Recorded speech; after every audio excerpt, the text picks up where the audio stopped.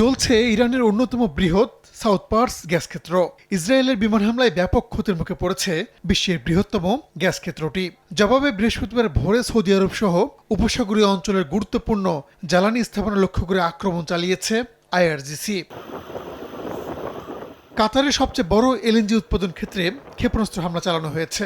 এ ঘটনায় নিন্দা জানিয়ে দেশটিতে থাকা ইরানি কর্মকর্তাদের দ্রুত নিজ দেশে ফেরত যাওয়ার নির্দেশ দিয়েছে দোহা। আর ইরানের উপর পুরোপুরি বিশ্বাস ভেঙে গেছে বলে মন্তব্য করেছে সৌদি আরব। তেহরানে পাল্টা হামলার হুমকি দিয়েছেন দেশটির পররাষ্ট্রমন্ত্রী।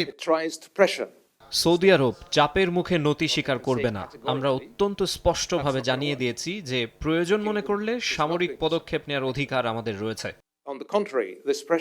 যুক্তরাষ্ট্র বা কাতারকে না জানিয়েই ইরানের সাউথ পার্স গ্যাস ক্ষেত্রে হামলা চালিয়েছে ইসরায়েল বলে মন্তব্য করেছেন মার্কিন প্রেসিডেন্ট ডোনাল্ড ট্রাম্প। কাতারের এলএনজি স্থাপনায় আবার হামলা হলে ইরানের পুরো গ্যাস ক্ষেত্র উড়িয়ে দেওয়ার হুমকি দিয়েছেন তিনি।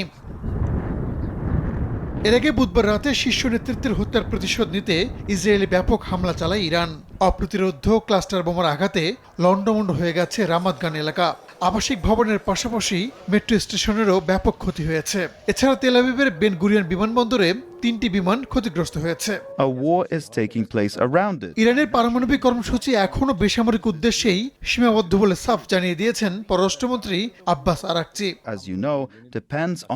আমার মতে যুদ্ধ শেষে হরমুজ প্রণালীতে জাহাজ চলাচলের জন্য নতুন একটি কাঠামো তৈরি করা প্রয়োজন, যাতে স্পষ্ট নিয়মের আওতায় ইরান ও পুরো অঞ্চলের স্বার্থ বিবেচনায় রেখে এই গুরুত্বপূর্ণ জলপথে শান্তিপূর্ণ নৌ চলাচল স্থায়ীভাবে নিশ্চিত করা যায়।